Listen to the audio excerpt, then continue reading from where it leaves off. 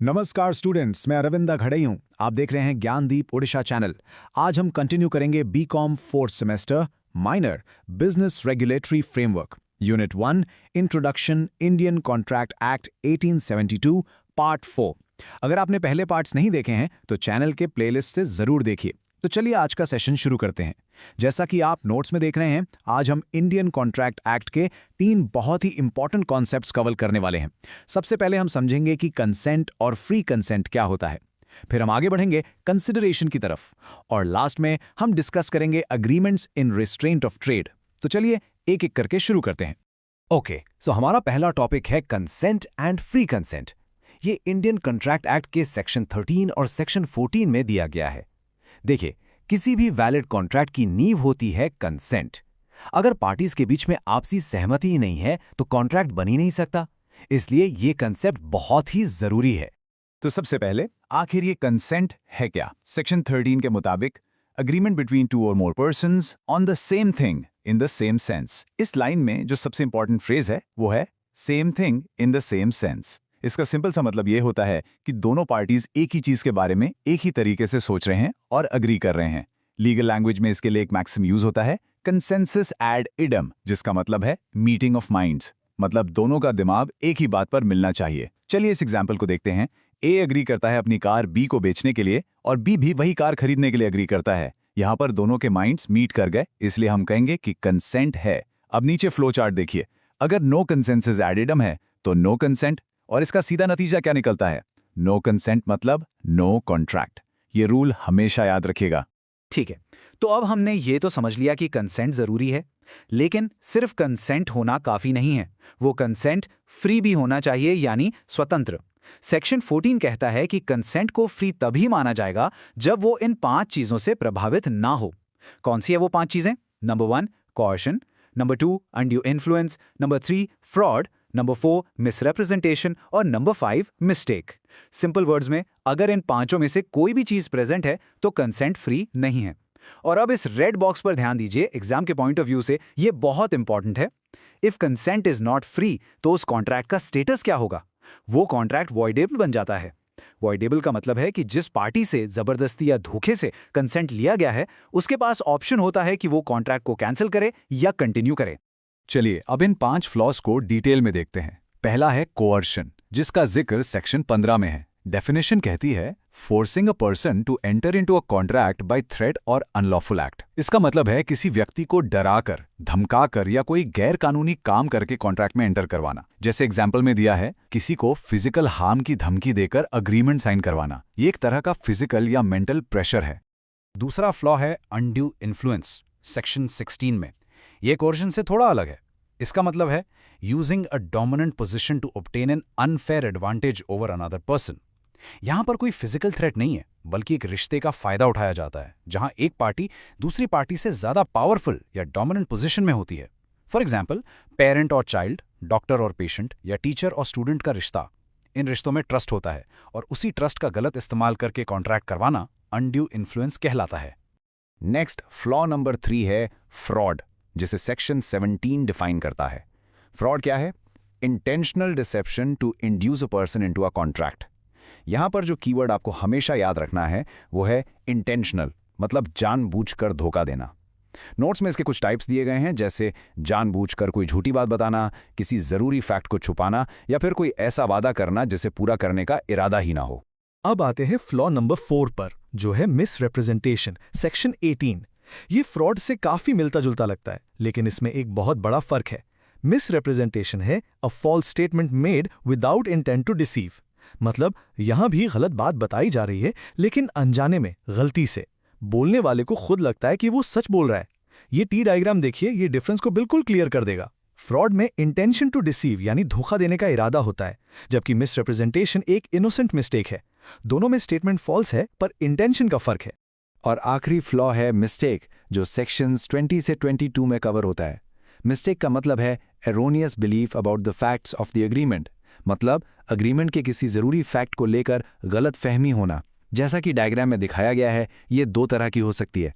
पहली है bilateral mistake, जहां दोनों पार्टीज यानी ए और बी दोनों एक ही जरूरी फैक्ट को लेकर गलत हैं।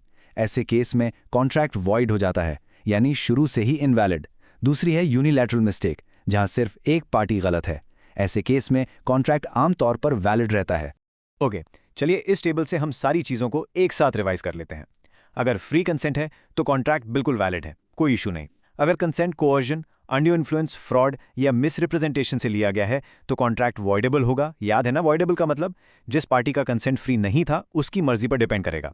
अगर बायलैटरल मिस्टेक है तो कॉन्ट्रैक्ट शुरू से ही वॉइड है, और अगर कंसेंट ही नहीं था यानी कंसेंसस एड इडम ही नहीं था तो no contract in the first place. अब एक बार शॉर्ट में इस पूरे टॉपिक को रिवाइज कर लेते हैं। हमने पढ़ा कि एक वैलिड कॉन्ट्रैक्ट के लिए कंसेंट जरूरी है, जिसका मतलब है कंसेंसस एड इडम। फिर हमने देखा कि वो कंसेंट फ्री होना चाहिए, और कंसेंट फ्री तब नहीं होता जब उसमें 5 में से कोई फ्लॉ हो: coercion, undue influence, fraud, misrepresentation या मिस्टेक। और इन फ्लॉज का कॉन्ट्रैक्ट पर अलग अलग इंपैक्ट होता है, जैसे वॉइडेबल या वॉइड। एग्जाम के लिए इस टेबल को अच्छे से याद रखिएगा। चलिए अब हम अपने दूसरे मेजर टॉपिक की तरफ बढ़ते हैं, द कॉन्सेप्ट ऑफ कंसिडरेशन। इसको समझने का सबसे आसान तरीका है the price of a promise, मतलब किसी वादे की कीमत। ये सेक्शन 2D में डिफाइन किया गया है, और ये भी एक वैलिड कॉन्ट्रैक्ट का एक बहुत ही जरूरी हिस्सा है। तो कंसिडरेशन आखिर है क्या? सिंपल शब्दों में, consideration is something given in return for a promise. मतलब एक वादे के बदले में जो कुछ भी मिलता है वो कंसिडरेशन है। लेकिन जो लाइन यहां स्टार से मार्क की हुई है वो इसका सबसे अच्छा एक्सप्लेनेशन है। It is the price paid for the promise. यही इसका कोर कॉन्सेप्ट है। अगर ए बी को कार बेचने का प्रॉमिस करता है तो बी जो उसके बदले में पैसे देने का प्रॉमिस करता है वो बी का कंसिडरेशन है। अब हर चीज कंसिडरेशन नहीं हो सकती, उसको वैलिड होने के लिए कुछ कंडीशंस पूरी करनी पड़ती हैं। चलिए इन 6 एसेंशियल एलिमेंट्स को एक एक करके देखते हैं। पहला, ये प्रॉमिसर की इच्छा या डिजायर पर होना चाहिए। दूसरा, ये प्रॉमिसी ये उसकी तरफ से कोई और भी दे सकता है। तीसरा, ये पास्ट, प्रेजेंट या फ्यूचर में हो सकता है। चौथा, ये रियल होना चाहिए, सिर्फ दिखावा नहीं। पांचवा, ये लॉफुल यानी कानूनी होना चाहिए। और छठा, जो बहुत इंपॉर्टेंट है, नीड नॉट बी एडिक्वेट। इसका मतलब कंसिडरेशन का वैल्यू में बराबर होना जरूरी नहीं है, बस कानून की नज़र में उसकी कुछ वैल्यू होनी चाहिए। ये जो आप स्क्रीन पर देख रहे हैं ये कॉन्ट्रैक्ट लॉ का गोल्डन रूल है। इसे हमेशा याद रखिएगा। No consideration, no contract. बिल्कुल साफ साफ। अगर किसी अग्रीमेंट में कंसिडरेशन नहीं है तो वो अग्रीमेंट वॉइड है, यानी कानूनी तौर पर उसे एनफोर्स नहीं किया जा सकता। एक तरफ से किया गया वादा जिसके बदले में कुछ नहीं मिल रहा वो कॉन्ट्रैक्ट नहीं बन सकता। लेकिन हां, जैसे हर रूल के एक्सेप्शंस होते हैं, इसके भी कुछ एक्सेप्शंस हैं जिनके बारे में हम अभी पढ़ेंगे। तो कौन सी ऐसी सिचुएशंस हैं जहां बिना कंसिडरेशन के भी कॉन्ट्रैक्ट वैलिड माना जाता है? चलिए इन एक्सेप्शंस को देखते हैं। पहला, अगर कोई अग्रीमेंट नेचुरल लव और अफेक्शन के बेस पर है, फैमिली मेंबर्स के बीच में, और वो रिटन और रजिस्टर्ड है तो वो वैलिड है। दूसरा, अगर किसी ने पास्ट में आपके लिए कोई काम किया था और आप उसे कॉम्पनसेट करने का प्रॉमिस करते हैं। तीसरा, कोई ऐसा कर्ज जो टाइम बार्ड हो चुका है, यानी उसे वसूलने का टाइम निकल चुका है, उसको चुकाने का अगर आप लिखित में प्रॉमिस करते हैं। और चौथा है कंप्लीटेड गिफ्ट्स। अगर आपने किसी को गिफ्ट दे दिया तो बाद में आप उसे इस आधार पर वापस नहीं मांग सकते कि आपको बदले में कुछ नहीं मिला।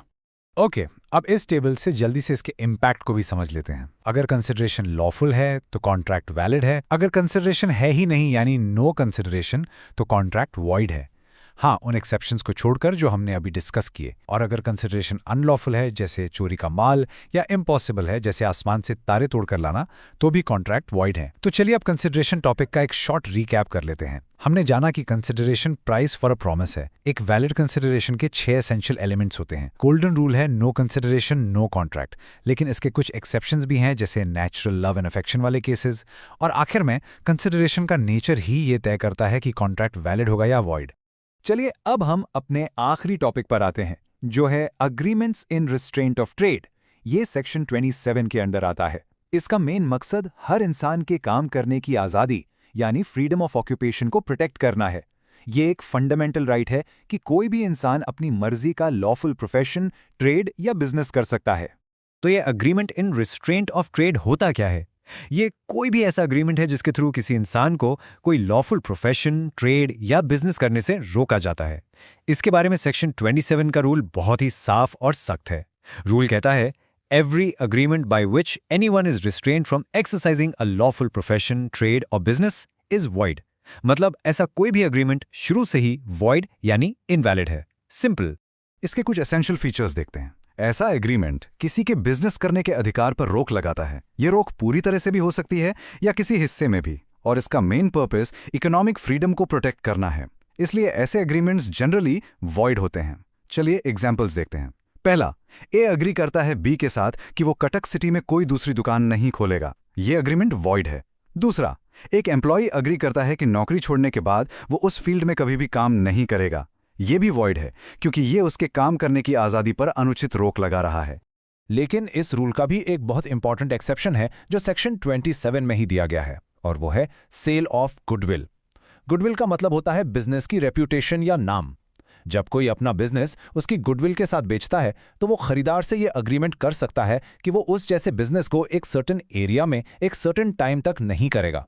ये वैलिड माना जाता है क्योंकि खरीदार ने उस गुडविल के लिए पैसे दिए हैं और इस रोक के बिना उसकी इन्वेस्टमेंट का कोई फायदा नहीं होगा। लेकिन हाँ, ये रोक रीजनेबल होनी चाहिए। यहाँ दो और सिचुएशंस हैं जहाँ कुछ हद तक रोक लगाई जा सकती है अगर वो रीजनेबल हों। पहला है सर्विस एग्रीमेंट्स। एक कंपनी अपने एम्प्लॉय को ये कह सकती है कि जब तक वो उसके लिए काम कर रहा है वो कहीं और काम नहीं करेगा। ये वैलिड है। दूसरा है ट्रेड कॉम्बिनेशंस। कभी कभी एक जैसा बिजनेस करने वाले लोग आपस में कुछ रूल्स बना लेते हैं, जैसे बिजनेस के वर्किंग आवर्स फिक्स करना। अगर ये उनके बिजनेस को रेगुलेट करने के लिए है और पब्लिक को नुकसान नहीं पहुंचाता तो ये भी वैलिड हो सकता है। तो आमतौर पर कौन से रिस्ट्रेंट्स वॉइड माने जाते हैं, जैसे हमेशा के लिए कोई बिजनेस ना करने का अग्रीमेंट या बिना किसी आधार के किसी के प्रोफेशन पर रोक लगाना। अब कोर्ट्स ये कैसे डिसाइड करती हैं कि कोई रोक रीजनेबल है या नहीं? इसके लिए वो टेस्ट ऑफ रीजनेबलनेस यूज करती हैं। वो 3 चीजें देखती हैं। क्या ये रोक पार्टीज के इंटरेस्ट्स को प्रोटेक्ट करने के लिए जरूरी है? क्या टाइम और एरिया के हिसाब से ये रोक रीजनेबल है?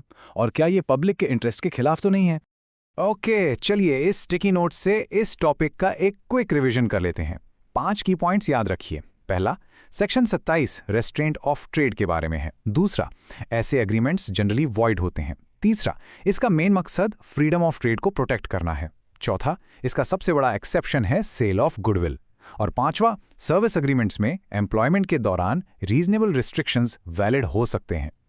आज हमने इस पार्ट में ये टॉपिक्स पढ़े। अगर वीडियो पसंद आए तो लाइक करिए, ज्ञानदीप उड़ीसा चैनल को सब्सक्राइब करिए। धन्यवाद स्टूडेंट्स।